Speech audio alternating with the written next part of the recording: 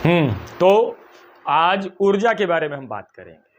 ऊर्जा क्या है, जानते ही हैं। ऊर्जा के बिना कोई काम हो नहीं सकता है। कोई भी धरती पर कोई भी काम बिना बल और बिना ऊर्जा के संभव नहीं है। चाहे वो शरीर के अंदर का कोई कार्य हो या शरीर के बाहर का कोई कार्य हो। यानी अंदर का कार्य मतलब जो डाइजेस्टिव सिस्टम है, पाचन तंत्र है, बिना कार्य के, बिना ऊर्जा के संभव नहीं हो सकता है। उसी तरह से हमारे शरीर से बाहर जो भी डिफरेंट टाइप की एक्टिविटी है वो बिना ऊर्जा के संभव नहीं है। तो खैर ज्यादा डीपली में बात नहीं करेंगे, टू द पॉइंट बात करेंगे, जो कि आपके क्वेश्चन के लिए, एग्जाम के लिए जरूरी है, जो क्वेश्चन बन सकते हैं या कभी बने हुए हैं। देखते हैं ऊर्जा। ऊर्जा क्या है? कार्य करने की क्षमता को क्या कहते हैं? ऊर्जा कहते हैं। ओके, तो कार्य करने की दर और कार्य करने की क्षमता, तो ये दोनों में फर्क है। कार्य करने की दर को हम कहते हैं शक्ति, यानी P = W/T, है ना। कार्य करने की दर, ये T क्या है? टाइम है, जो दर को रिप्रेजेंट कर रहा है। तो कार्य करने की दर को हम कहते हैं शक्ति, और शक्ति क्या होती है? अदिश राशि। तो यहां पर कार्य करने की क्षमता को हम ऊर्जा कहते हैं। जिसके पास ऊर्जा ज्यादा होगी उसका कार्य करने की क्षमता ज्यादा होगी।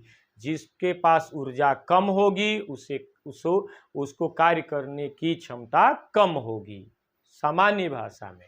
और ये कैसी है? अदिश राशि है। ध्यान रहे, कार्य का मात्रक ऊर्जा के मात्रक के बराबर होता है।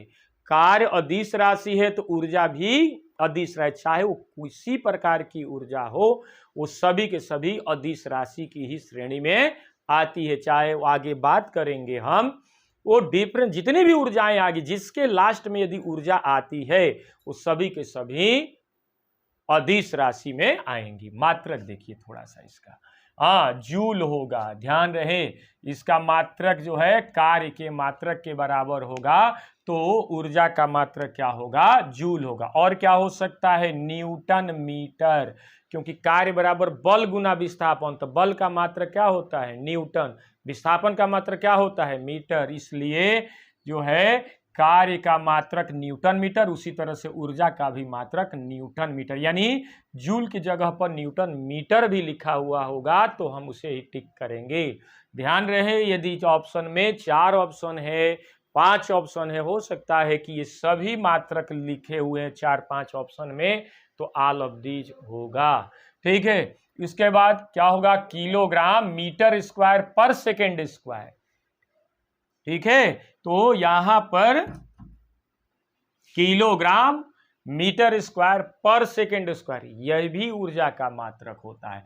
ये तीनों क्या हैं? एम के मात्रक या एसआई मात्रक के अंतर्गत आते हैं, है ना। यदि कार्य का या ऊर्जा का मात्रक एसआई मात्रक पूछता है या एम के मात्रक पूछता है, तीनों में से हम कोई टिक कर सकते हैं, तीनों में से कोई भी हो सकता है।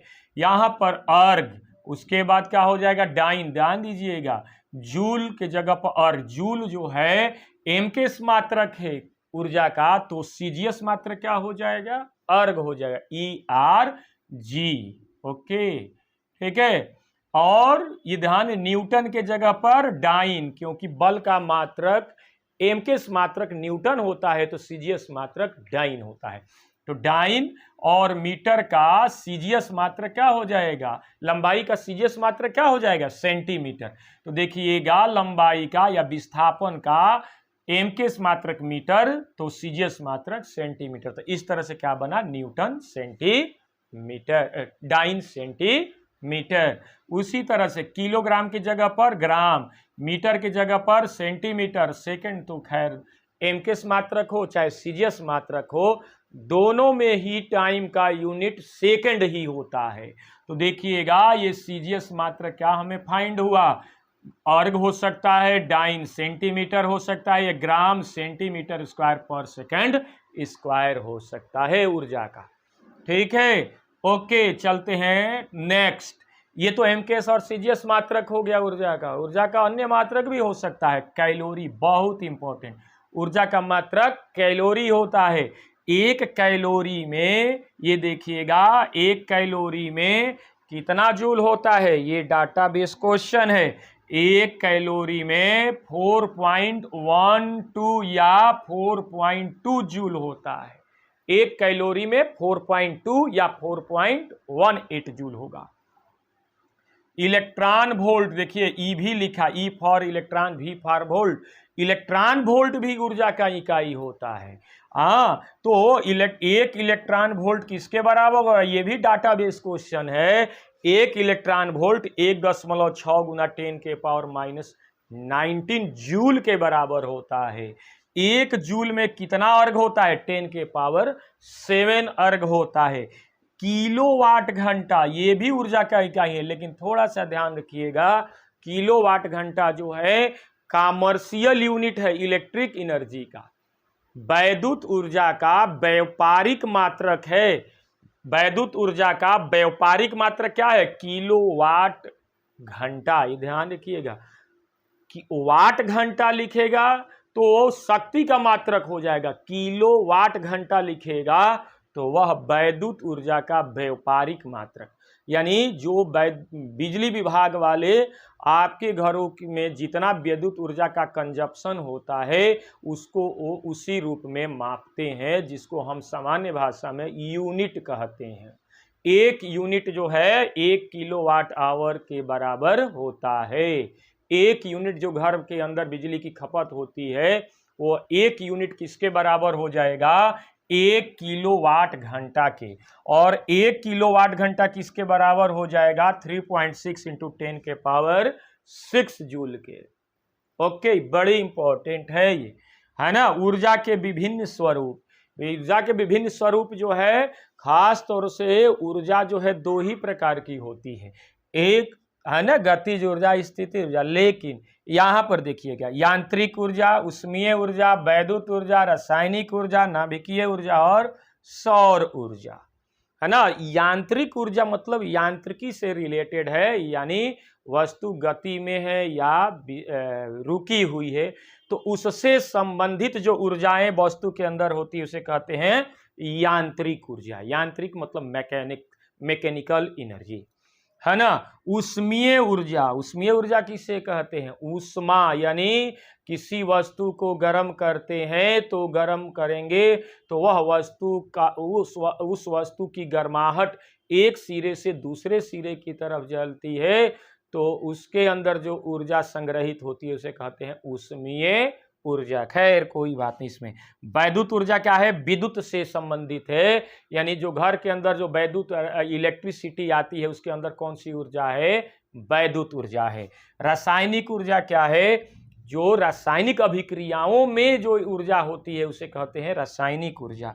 नाभिकीय ऊर्जा, यानी नाभिक को तोड़ा जाता है, एटम बम का नाम सुना होगा, परमाणु बम, हाइड्रोजन बम, तो उस या कोई भी बम के अंदर जो ऊर्जा होती है वो होती है नाभिकीय ऊर्जा। खासतौर से परमाणु बम, हाइड्रोजन बम में क्या किया जाता है, परमाणु बम के अंदर, परमाणु बम किस सिद्धांत पर आधारित है, नाभिकीय विखंडन पर। और हाइड्रोजन बम किस सिद्धांत पर आधारित है, नाभिकीय संलयन पर। मतलब नाभिकीय विखंडन मतलब बड़ा नाभिक छोटे नाभिकों में टूटता है तो बहुत मात्रा में, बहुत प्रचुर मात्रा में, ह्यूज अमाउंट में ऊर्जा बाहर निकलती है, तो उस ऊर्जा को कहते हैं नाभिकीय ऊर्जा। यही जो है नाभिकीय, जो नाभिक को तोड़ करके, बड़े नाभिक को तोड़कर छोटे नाभिकों में परिवर्तित किया जाता है, यही क्रिया जो है नाभिकीय रिएक्टर में, यानी जहां पर बिजली का उत्पादन किया जाता है, परमाणु भट्ठी जिसको कहते हैं, तो उसके अंदर जो ऊर्जा निकलती है उसको भी क्या कहते हैं, नाभिकीय ऊर्जा। और हाइड्रोजन बम किस सिद्धांत पर आधारित है, नाभिकीय संलयन पर, यानी छोटे छोटे नाभिकों को जोड़ करके बड़ा नाभिक बनाया जाता है। ठीक है, ओके। सौर ऊर्जा, यानी सूर्य के प्रकाश में जो ऊर्जा होती है उसे हम सौर ऊर्जा कहते हैं। माने सूर्य के प्रकाश से संबंधित जो ऊर्जा होती है उसे क्या कहते हैं, सोलर एनर्जी, सौर ऊर्जा। ठीक, अब हम देखते हैं यांत्रिक ऊर्जा के प्रकार। यांत्रिक ऊर्जा कितने प्रकार है? गतिज ऊर्जा और स्थितिज ऊर्जा, काइनेटिक एनर्जी और पोटेंशियल एनर्जी कहते हैं। काइनेटिक गतिज ऊर्जा गति से संबंधित है, और स्थितिज ऊर्जा स्थिति से मतलब रेस्ट से संबंधित है। यदि कोई गाड़ी चल रही है या हम चल रहे हैं तो हमारे अंदर जो ऊर्जा होगी वह गतिज ऊर्जा होगी, और कोई वस्तु यदि रुकी हुई है, खड़ी है, रेस्ट में है, तो उसके अंदर जो ऊर्जा होगी वह स्थितिज ऊर्जा होगी। आते हैं थोड़ा सा न्यूमेरिकल पोर्शन की तरफ चल रहे हैं। गतिज ऊर्जा, किस गति विशेष के कारण जो ऊर्जा होती है उसे गतिज ऊर्जा कहते हैं। किस चीज से सामान्यतः रिप्रेजेंट करते हैं? के से, ठीक है। और इसका सूत्र क्या होता है? हाफ एम वी स्क्वायर, ध्यान रखिएगा, के बराबर हाफ एम वी स्क्वायर, यानी हाफ एम का है पिंड का द्रव्यमान है, और भी क्या है? वेग है। जानते हैं वेग के कारण ही, चाल के कारण ही जो होती है ऊर्जा होती है ना। एक और ध्यान रखिएगा कि गतिज ऊर्जा का एक और सूत्र होता है, K इक्वल टू होगा पी स्क्वायर अपान 2m, है ना। ये ध्यान रखिएगा, पी स्क्वायर बाई 2m। यदि पूछता है गतिज ऊर्जा का सूत्र रेखीय संवेग के रूप में दीजिए तो क्या लिखेंगे? K बराबर P square by 2m। P क्या है? रेखीय संवेग है, और m क्या है? द्रव्यमान है। ठीक है, जानते हैं रेखीय संवेग किसी भी गतिशील पिंड, किसी भी द्रव्यमान युक्त गतिशील पिंड का गुण होता है क्या? रेखीय संवेग। और रेखीय संवेग बराबर क्या होता है? द्रव्यमान गुना वेग। समझ गए कि नहीं? अच्छा भाई, ये देखिएगा, ये थोड़ा सा इस सूत्र पर ध्यान दें, के बराबर हाफ एम वी स्क्वायर। तो देखिए 1/2 तो हमेशा नियत रहेगा। नियत मतलब अपरिवर्तित, मतलब उसके मान में कोई परिवर्तन नहीं होता है, उसे को नियत कहते हैं। यानी 1/2 यदि यहां पर मान्य है, अमेरिका में भी जाएंगे तो 1/2 ही रहेगा, 1/4 नहीं हो सकता है। और m क्या है? पिंड का द्रव्यमान है। तो कोई भी वस्तु का द्रव्यमान किसी भी सूरत में परिवर्तित नहीं होता है। द्रव्यमान एक अदिश राशि है, और भार क्या होता है? सदिश राशि होता है। भार परिवर्तनशील है, लेकिन द्रव्यमान परिवर्तनशील नहीं है। ठीक है, तो देखिएगा ये नियत और ये नियत, तो m देखिए 1/2 m नियत हो तो k बराबर क्या हो जाएगा? वी स्क्वायर के। तो दो अलग अलग पिंडों के लिए यदि हम जो रिलेशन निकालेंगे गतिज ऊर्जा और वेग के रूप में, तो क्या हो जाएगा? k1 अपान k2 बराबर v1 अपान v2 का होल स्क्वायर। देखिए v स्क्वायर है कि नहीं?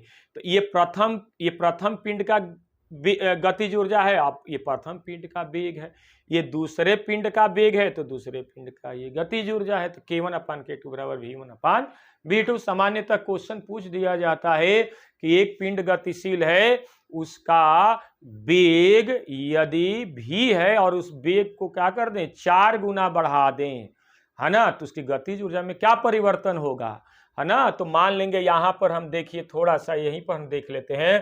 कह रहा कि एक पिंड है और m किलोग्राम का है, v वेग से चल रहा है ना। यदि इसको हम कुछ किसी तरह से इसका वेग क्या कर दे?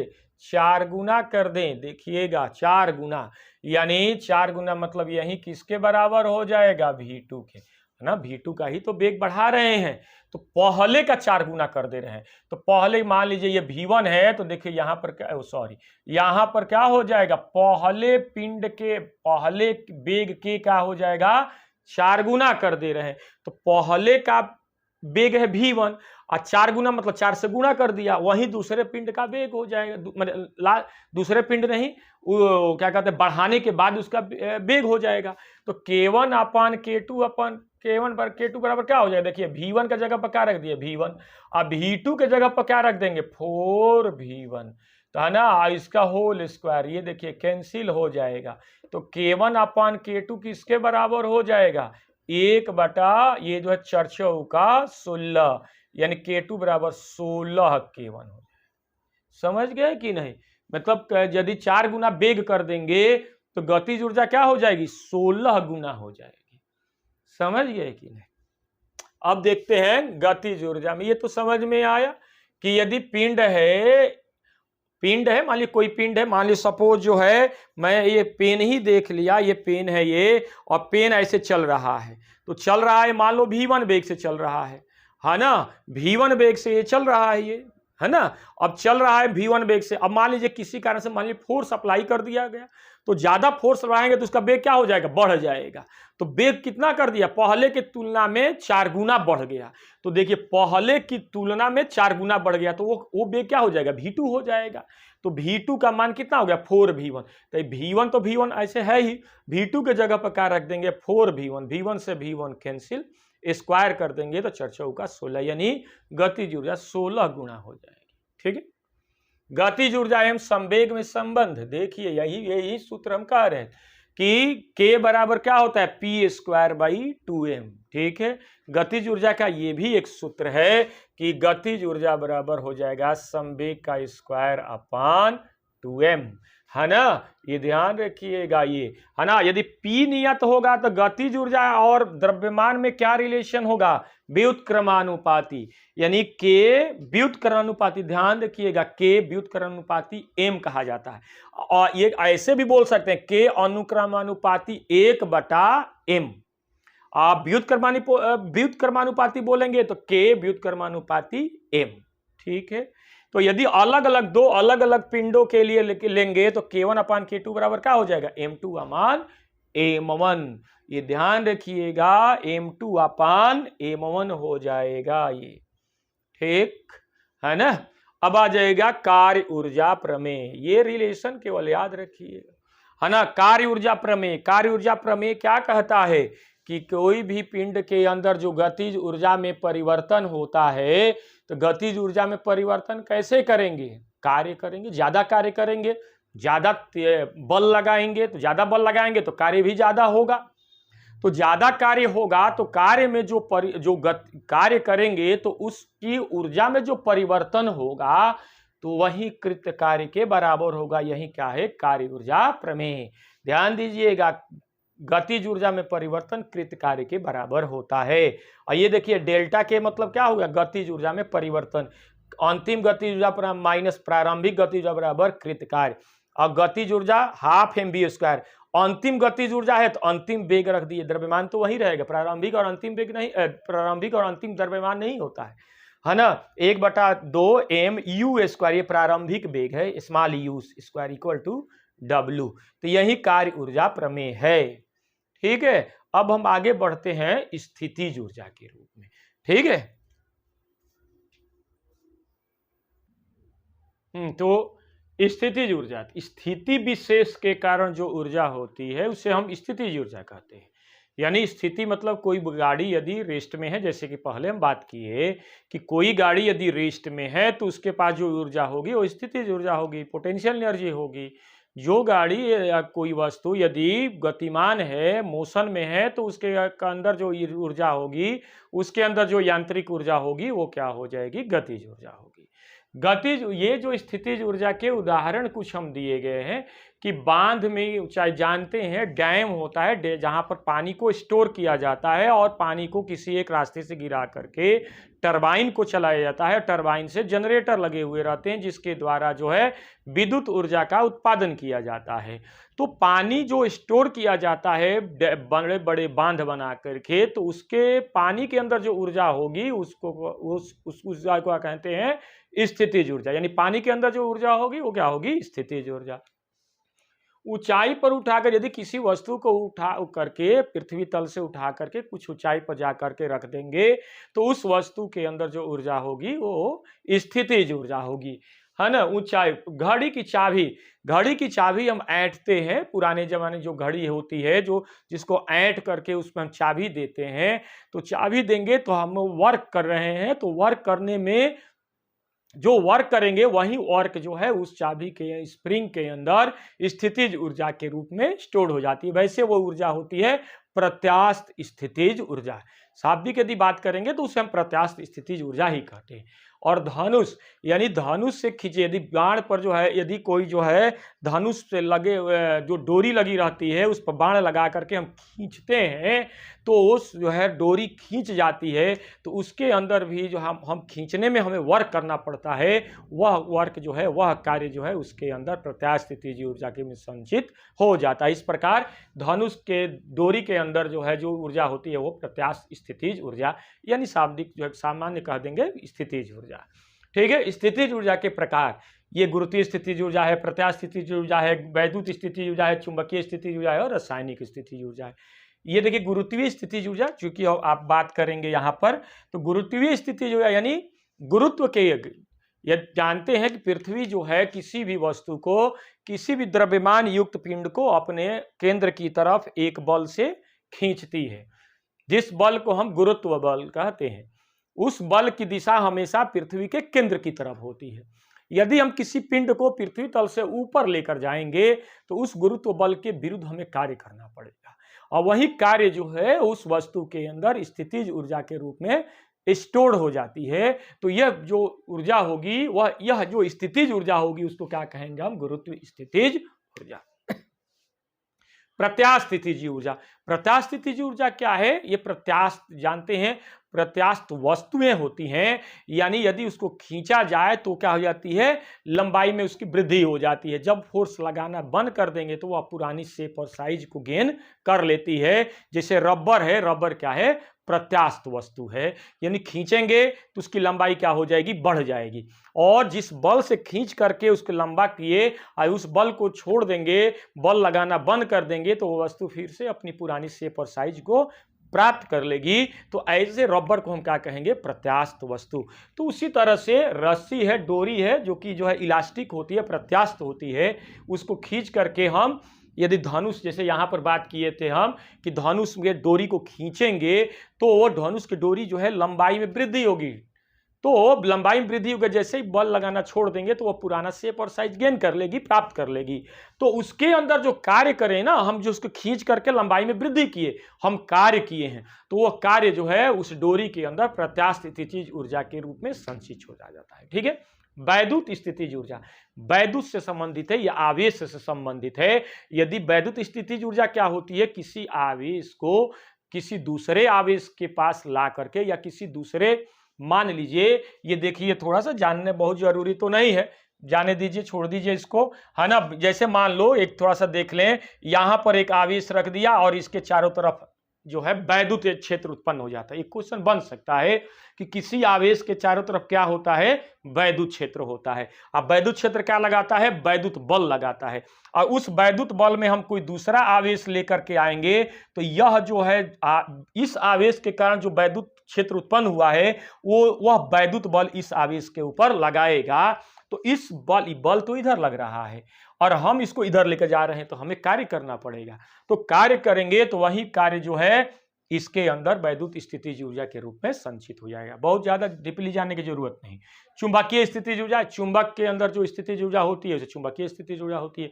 चुंबक के चारों तरफ कौन सा क्षेत्र उत्पन्न होता है? चुंबकीय क्षेत्र उत्पन्न होता है। वैद्युत आवेश के कारण कौन सा क्षेत्र उत्पन्न होता है? वैद्युत क्षेत्र उत्पन्न होता है। रासायनिक स्थितिज ऊर्जा, रासायनिक यानी जो है वो रासायनिक अभिक्रियाओं के अंदर जो ऊर्जा संग्रहित होती है उसे कहते हैं रासायनिक स्थितिज ऊर्जा। चलिएगा, गुरुत्वीय स्थितिज ऊर्जा के बारे में केवल हम बात कर रहे हैं। गुरुत्वीय स्थितिज ऊर्जा पहले बात कर चुके हैं। गुरुत्वीय स्थितिज ऊर्जा किसे प्रदर्शित करते हैं? कैपिटल यू से। क्या होता है? mgh। एम क्या है? मास है। जी क्या है? गुरुत्वीय त्वरण है। और एच क्या है? ऊंचाई है। और mg यहाँ क्या है? भार बल है, या गुरुत्व बल के नाम से भी इसे जानते हैं। तो गुरुत्व बल इंटू हाइट यानी विस्थापन, यही होता है गुरुत्वीय स्थितिज ऊर्जा। कार्य हो जाएगा, बल हो जाएगा, विस्थापन हो जाएगा। तो कार्य जो है, जो हम किसी वस्तु को पृथ्वी तल से ऊपर लेकर जाएंगे तो बल लगाएंगे और बल और विस्थापन होगा, तो वही बल और विस्थापन के गुणनफल को हम कहते हैं गुरुत्वीय स्थितिज ऊर्जा। ये ध्यान रखिएगा, mg भार बल भी कहलाता है। mg को भार बल भी कहते हैं, भार भी कहते हैं, यहाँ पर गुरुत्वीय बल भी कहते हैं। ठीक है, यहाँ पर देखिएगा क्वेश्चन, देखिएगा अभी जितने भी हमने थ्योरी पढ़ाई इस चैप्टर में कार्य, शक्ति और ऊर्जा में, तो उससे 6 क्वेश्चन हमने सेलेक्टेड 6 क्वेश्चन हमने आपको यहाँ पर पुट किए हैं। देखिएगा क्या कह रहा है यहां पर, यह बात कह रहा है कि m किलोग्राम और 4m किलोग्राम का। देखिएगा यहां पर एक वस्तु है m किलोग्राम का और एक वस्तु है 4m किलोग्राम का। दोनों पिंड समान गति से गतिमान है ना, ये गतिमान है ना, समान गतिज ऊर्जा से गतिमान है। मान लीजिए इसकी गतिज ऊर्जा k होगी तो इसकी भी गतिज ऊर्जा क्या हो जाएगी, ये ध्यान रखिएगा, गतिज ऊर्जा भी क्या हो जाएगी, k ही होगी। मान लीजिए यहाँ पर k, ये सपोज, ये मान लीजिए कि इसकी गतिज ऊर्जा प्रारंभिक पिंड है तो k1 हो जाएगा, और जो है दूसरा पिंड है तो k2 हो जाएगा। प्रथम पिंड है तो इसकी गतिज ऊर्जा k1 और दूसरा पिंड है तो k2। अब प्रथम पिंड का द्रव्यमान m दिया है और दूसरे पिंड का द्रव्यमान देखिएगा 4m दिया गया है। तो कह रहा है कि रेखीय संवेग का अनुपात क्या होगा इसका, है ना। तो देखिएगा मान लीजिए कि इसका रेखीय संवेग मान लीजिए P1 हो जाए, इसका रेखीय संवेग क्या हो जाए, P2 हो जाए, दूसरा है तो रेखीय संवेग को P से प्रदर्शित करते हैं। ठीक है, तो यहां पर क्या हो जाएगा, ध्यान दीजिएगा, क्वेश्चन के अनुसार कह रहा है कि दोनों पिंडों की गतिज ऊर्जाएं समान है। देखिएगा कह रहा है कि समान गतिज ऊर्जा से गतिमान है, तो समान गतिज ऊर्जा मतलब K1 बराबर क्या हो जाएगा, K2। और K1 का जो फॉर्मूला हमने गतिज ऊर्जा का P²/2m और P² क्या हो जाएगा, 2m। ठीक, तो कह रहा है कि रेखीय संवेग का अनुपात बताइए, है ना। तो देखिएगा इसका मास m1 हो गया, इसका मास क्या हो गया, m2। तो देखिए m1 बराबर हो गया m और m2 बराबर हो जाएगा 4m। ठीक है, क्योंकि दूसरे प्रथम पिंड का द्रव्यमान m1 और दूसरे पिंड का द्रव्यमान m2, तो प्रथम पिंड का द्रव्यमान m1 बराबर क्या होगा, m, और दूसरे पिंड का द्रव्यमान कह रहा है 4 गुना है, 4m है। तो देखिएगा यहां से ये देखिएगा, ये जो है इसको P1 और इसको P2, तो P1 का स्क्वायर और ये हो गया 2 और m1 का मान दिया है m दिया है, m1 की जगह पर हम m रख दिए, इक्वल टू ये हो गया P²। और देखिएगा m2 के जगह पर क्या रख दिया, 4m रख दिया, 2 × 4। तो देखिए 2 से 2 क्या हो गया, कैंसिल, m से m क्या हो गया, कैंसिल। अब देखिए इसको इधर लाएंगे तो P1 अपन क्या हो जाएगा, P2 का होल स्क्वायर। देखिए स्क्वायर है ना ये, तो इक्वल टू कितना हो जाएगा, 1/4। देखिए इसके ऊपर देखिए ये P1 है, आप P2 को नीचे ला देंगे तो इसके जगह पर क्या प्राप्त हो जाएगा, 1 हुआ। नीचे क्या हो जाएगा, केवल 4 आ जाएगा, इसके नीचे कुछ है ही नहीं, है ना। तो देखिएगा ये देखिए स्क्वायर जब इधर आता है तो क्या होता है, अंडर रूट में तब्दील हो जाता है। तो देखिएगा P1/P2 इक्वल टू क्या हो जाएगा, √1/4। और 1 का वर्गमूल करेंगे, ये वर्गमूल के रूप में आ गया, स्क्वायर इधर आएगा तो वर्गमूल में हो जाएगा। आप वर्गमूल 1 का वर्गमूल करेंगे तो 1 और 2 का वर्गमूल करेंगे, 4 का वर्गमूल करेंगे तो 2। तो इस प्रकार क्या हो जाएगा, 1 संबंधे 2, यानी विकल्प नंबर क्या हो गया, सी। ठीक है, क्लियर ना, जैसा क्वेश्चन दिया है उसी के अकॉर्डिंग हम चलेंगे। ठीक है, आगे बढ़ते हैं। देखिए अब दूसरा क्वेश्चन हम देख रहे हैं, कह रहा है थ्योरेटिकल क्वेश्चन है। देखिएगा ये तो न्यूमेरिकल वाला क्वेश्चन रहा, लिखिएगा इसमें जो है छोटे छोटे क्वेश्चन के रूप में पूछे जा सकते हैं। ठीक है, तो ये देखिएगा यहाँ पर देखिएगा कह रहा है कि निम्न में से शक्ति का मात्रक नहीं है, यानी वाट तो शक्ति का मात्रक होता है, किलोवाट भी होता है। 1 किलोवाट में कितना वाट, 1000 वाट। और किलोवाट घंटा, ये जो है ऊर्जा का, अभी बताए हैं कि वैद्युत ऊर्जा का मात्रक, व्यापारिक मात्रक क्या होता है, किलोवाट घंटा। और किलोवाट घंटा किसके बराबर होता है, 1 यूनिट के बराबर होता है। और अश्व शक्ति जिसको हॉर्स पावर का नाम देते हैं, है ना। तो ये देखिए हॉर्स पावर, किलोवाट और वाट, ये शक्ति का मात्रक यानी पावर का मात्रक होगा। और किलोवाट घंटा जो होगा ये जो है ये मात्रक नहीं होगा, किसका, शक्ति का मात्रक नहीं होगा। ठीक है, ओके, चलते हैं आगे। यानी किलोवाट घंटा जो है शक्ति का मात्रक नहीं है, किसका मात्रक है, वैद्युत ऊर्जा का व्यापारिक मात्रक है। ठीक, नेक्स्ट चलते हैं कि m द्रव्यमान के एक कण का संवेग p है, तो गतिज ऊर्जा क्या होगी।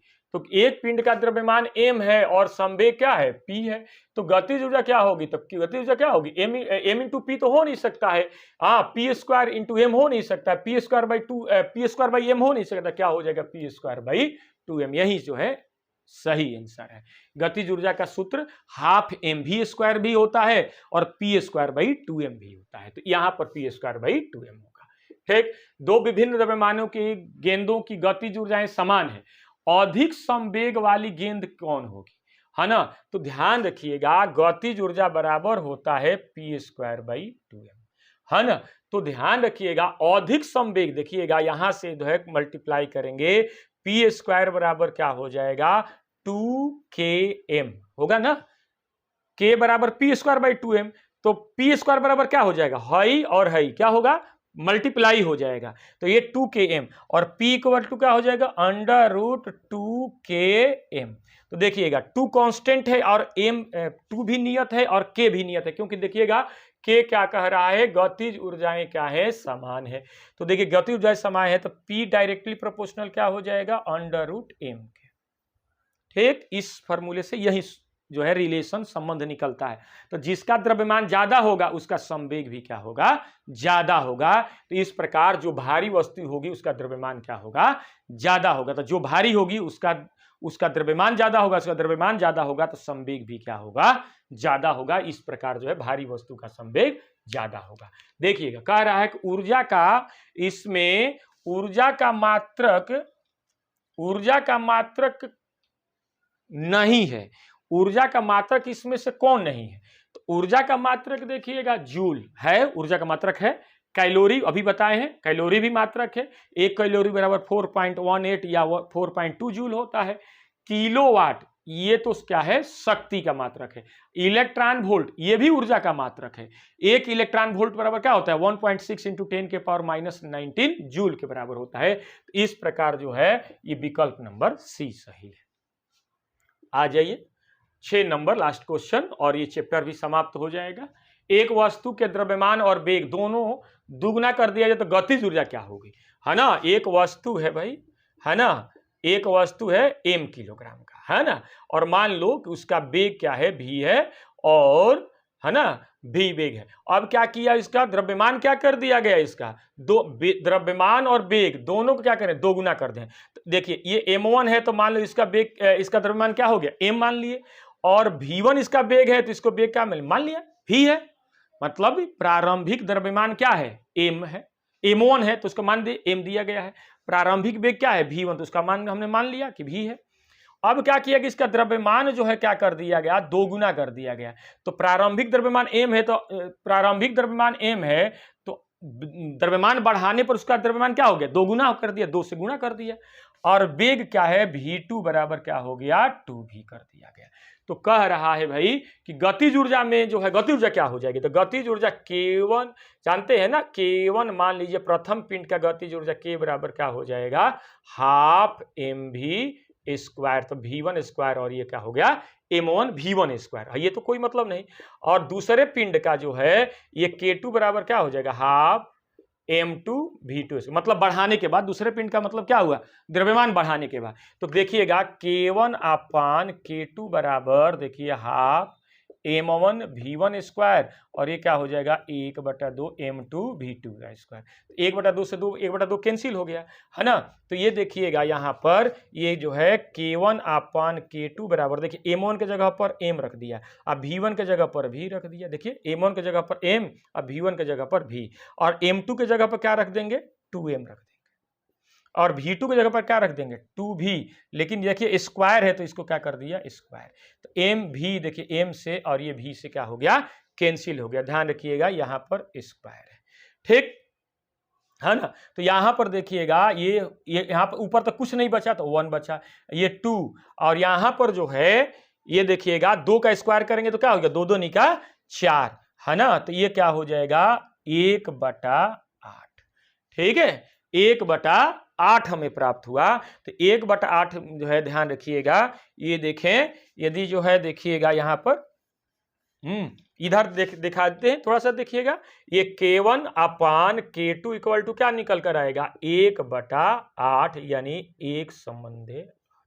है ना, यानी 8 गुना, यानी ध्यान रखिएगा ऐसे नहीं, यदि जो है क्रॉस मल्टीप्लाई करें k2 का 1 से तो क्या हो जाएगा k2, और k1 का 8 से तो क्या हो जाएगा 8 K1, यानी क्या हो जाएगा कि गतिज ऊर्जा क्या हो जाएगी, 8 गुनी हो जाएगी, यानी विकल्प नंबर क्या हो गया, सी हो गया। तो इस तरह से ये चैप्टर भी आज समाप्त हो गया। ठीक है, अगले लेक्चर में हम दूसरे टॉपिक यानी कुछ जो है जैसे घर्षण के कुछ टॉपिक लेकर आएंगे, वृत्तीय गति के भी कुछ टॉपिक लेकर आएंगे, है ना, और घूर्णन गति के और गुरुत्वाकर्षण के भी कुछ टॉपिक उसमें जोड़ देंगे। ठीक है, जो इंपॉर्टेंट लाइन है उसको जोड़ करके लाएंगे। Okay, thank you very much.